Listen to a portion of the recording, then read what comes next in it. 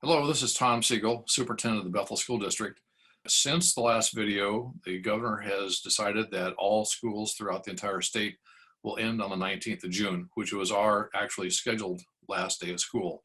So even though we are remote learning and teaching, we are still there doing our jobs as best we can in this new environment, and we will continue through to the 19th. So that's certainly a change. We're into the new mode for the long haul, and just want to reinforce that with everybody that kids do need to have some structure, some specified time to do their studies, and to be able to concentrate on keeping up with where they need to be. I'd also like to mention a couple things. I visited about half our schools today before making this video, and I did stop at a number of schools to see the child nutrition work that's going on. Right now we have 8 different schools providing 2 meals to each student each day, a breakfast and a lunch. Yesterday they gave food out to 4,400 students, or 8,800 meals, and that included 1,066 at Camas Prairie Elementary School, which is an amazing amount of bags of food to hand out, but they're doing a great job. I also stopped at North Star, and I have to say they're really Johnny on the spot. There was a great crew out there. They actually gave me this mask to make sure that I was compliant with their new regulations.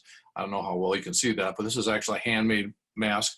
And one of the ladies there working child nutrition gave this to me, and the little badge here says handmade by Audrey and Clara Chappell.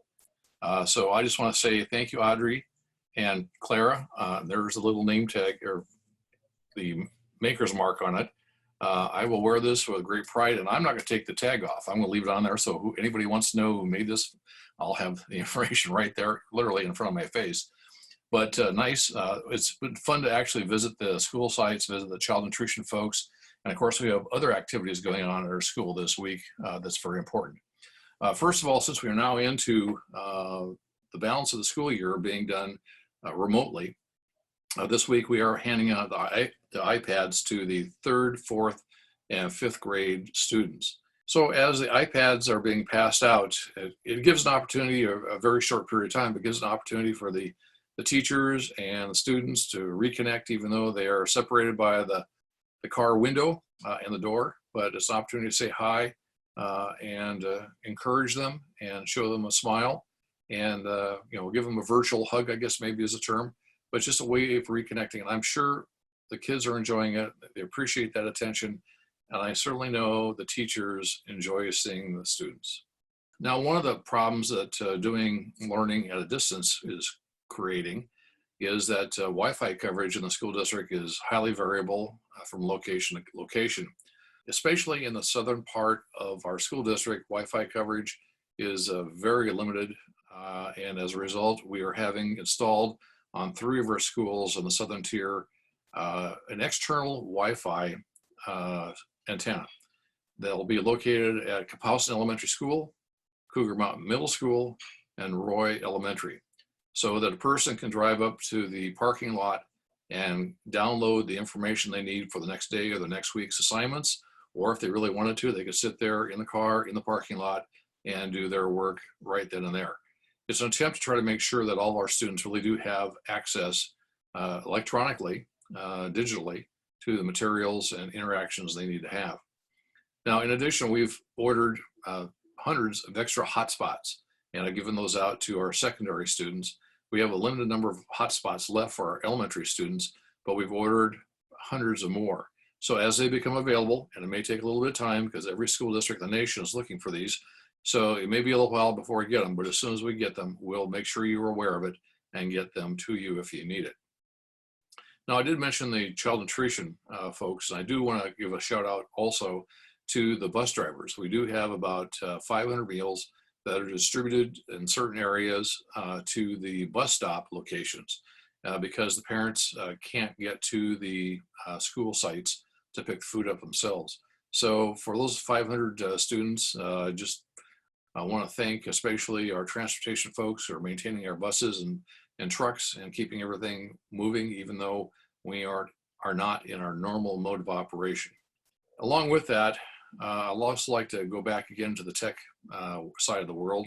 The ability to have 21,000 iPads distributed to our students is no small feat, and the fact that the backbone, the infrastructure, with all the requirements that go along with operating a system this large, this diverse, and over such a large geographic area is actually working really well, is a tribute to, frankly, the voters who have voted for the Tech Levy.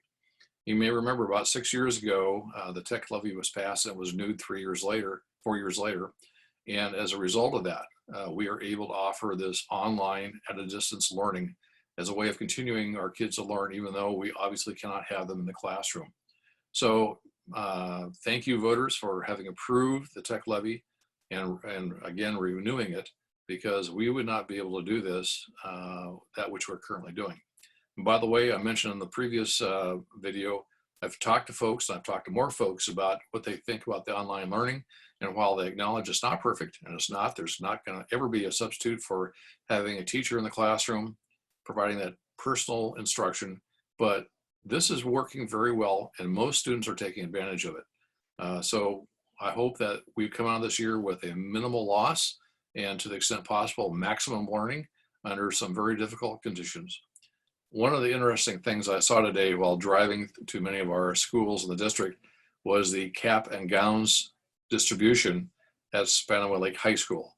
It was pretty remarkable. Dozens of teachers were out there congratulating and cheering on the students as they drove by in their vehicles and received their cap and gown.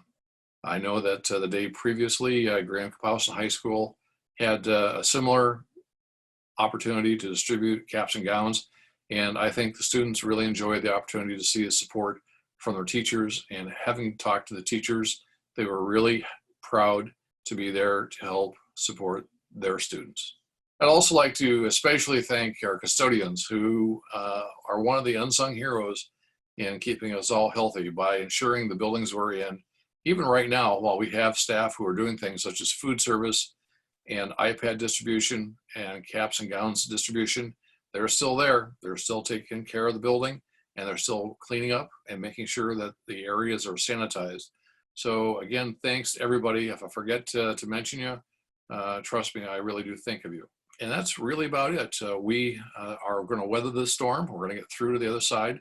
And exactly how school is going to look when we start in September in the fall, we're not sure yet, but we're going to do everything to make sure that everybody, students and staff, parents, and everybody else are safe and are going to be healthy. And we're going to follow all the rules and regulations we have to do to make sure that is going to be the case. So stay safe, stay healthy, and I'll see you in another week or so. Thank you.